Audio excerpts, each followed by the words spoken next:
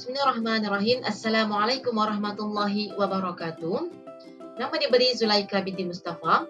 Saya dari Sekolah Kebangsaan Bukit Bandaraya. Okey, di sini saya ada menghasilkan satu inovasi. Inovasi saya ini berfokus kepada pedagogi pendidikan Islam. Dan tajuk inovasi saya adalah transformasi digital dalam pendidikan Islam penggunaan Google Sites. Okey, di dalam inovasi saya ini, saya berfokuskan kepada mata pelajaran pendidikan Islam dalam bidang akidah yang bertajuk beriman kepada kitab. Okey, ini fokus kepada tahun 3. Dan di sini saya akan menerangkan 3 perkara. Yang pertama adalah penerangan inovasi, kemudian kelebihan inovasi dan akhir sekali adalah pengkomersialan inovasi. Okey, untuk penerangan inovasi, inovasi ini menggunakan Google Sites sebagai platform utama. Okey, saya menggunakan Google Sites sebagai platform utama. Okey, ianya bertemakan kepada pembelajaran kendiri iaitu bertajuk beriman kepada kitab. Okey, saya memfokuskan kepada pembelajaran kendiri di mana murid-murid boleh mengakses di mana sahaja mereka berada. Okey, yang ketiga, kandungan disusun mengikut struktur set induksi, langkah 1, langkah 2, langkah 3 dan juga penutup. Okey, setiap bahagian disertakan dengan video rakaman Canva dan juga screen recorder, iaitu ia menerangkan tentang pembelajaran pada hari tersebut. Okey.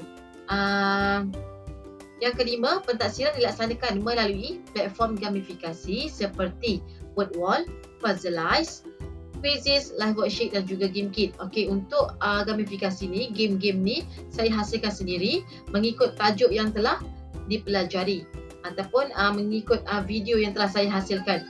Okey, akhir sekali di akhir sesi Google Form digunakan untuk menilai kefahaman murid secara menyeluruh. Saya hasilkan Google Form untuk menilai sama ada murid itu faham ataupun tidak pembelajaran pada hari tersebut.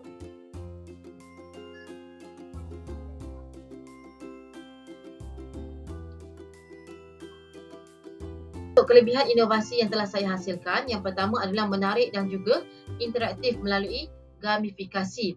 Sebab apa saya menggunakan permainan digital seperti word wall, quizzes sebagai menjadi pembelajaran lebih menyeronokkan dan tidak membosankan. Okey, yang kedua, sesuai untuk pembelajaran kendiri dan juga fleksibel. Okey, murid-murid boleh mengakses bahan pada bila-bila masa dan mengikut tahap keupayaan masing-masing tanpa tekanan masa. Okey, yang ketiga, meningkatkan penglibatan murid dalam topik pendidikan Islam. Okey, yang keempat, menyokong pendekatan teknologi selari dengan IR 4.0 dan akhir sekali adalah memudahkan guru dalam pelaksanaan PDPC dan juga penilaian. Okay, sebab apa? Sebab bahan telah tersedia lengkap, guru hanya perlu memantau dan memberi sokongan, manakala penilaian boleh dilakukan secara automatik melalui sistem digital. Okay, inovasi ini berpotensi dijadikan modul digital berbayar untuk sekolah atau guru.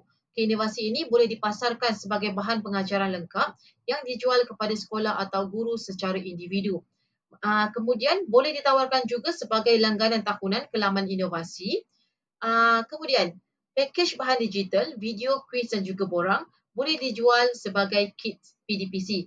Okey, semua bahan seperti video Canva, pautan gamifikasi dan juga borang Google Form boleh jadikan satu kit PDPC untuk dijual kepada guru atau ibu bapa.